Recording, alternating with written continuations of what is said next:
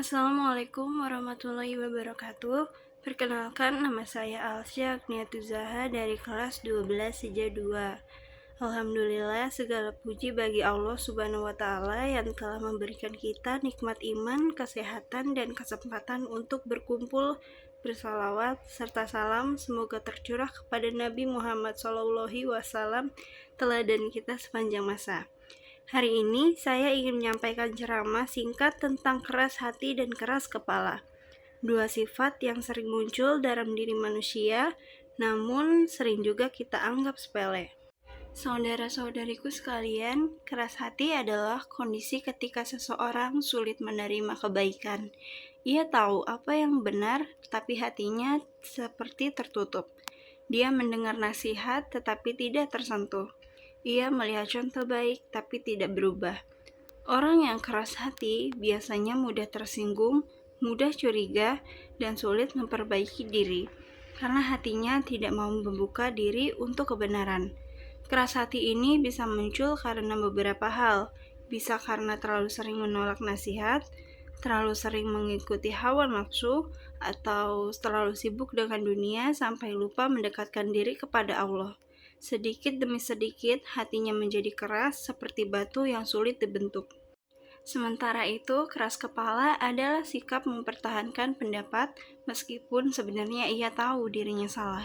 Ia menolak untuk mengalah, menolak untuk mendengar, dan hanya ingin diikuti. Orang yang keras kepala sering memilih ego daripada kebenaran. Padahal Rasulullah SAW mengajarkan bahwa mengakui kesalahan adalah tanda kemuliaan, bukan kelemahan. Dua sifat ini, keras hati dan keras kepala, sering muncul di dalam satu sumber, yaitu kesombongan. Kesombongan kecil yang tidak kita sadari, merasa paling benar, merasa tidak butuh nasihat, merasa lebih baik daripada orang lain. Padahal manusia adalah makhluk penuh kekurangan. Tidak ada yang sempurna, tidak ada yang tidak pernah salah. Karena itu, penting bagi kita untuk melembutkan hati. Caranya adalah dengan mendengarkan, bukan hanya berbicara. Dengan banyak merenungkan, bukan hanya menyalahkan. Dengan membuka diri terhadap kebenaran, meskipun datang dari orang yang lebih muda, lebih sederhana, atau bahkan dari orang yang tidak kita sukai. Selain itu, banyak-banyaklah mengingat Allah, membaca Al-Quran, dan berdoa agar hati kita selalu dijaga dalam kebaikan.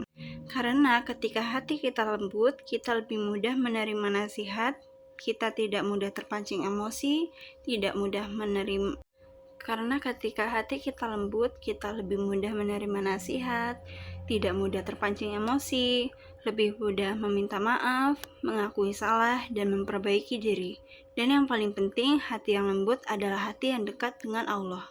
Saudaraku sekalian, mari kita jadikan diri kita orang yang lebih rendah hati dan mudah menerima kebenaran, dan tidak terjebak dalam sifat keras hati maupun keras kepala. Semoga Allah memberikan kita taufik dan hidayah untuk menjadi hamba yang lembut hatinya dan lapang pikirannya. Assalamualaikum warahmatullahi wabarakatuh.